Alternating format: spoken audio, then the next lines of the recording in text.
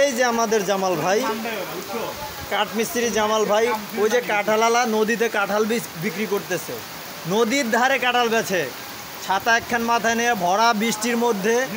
আমাদের নদীতে ভ্যান চলে, রিক্সা চলে, মানুষ চলে।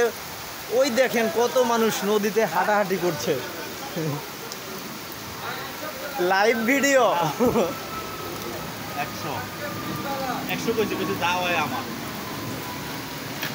100 টাকাতে কাঁঠাল আছে এই নদীর ধারে। হ্যাঁ, এই নদীর ধারে 100 টাকা পিস কাঁঠাল আছে।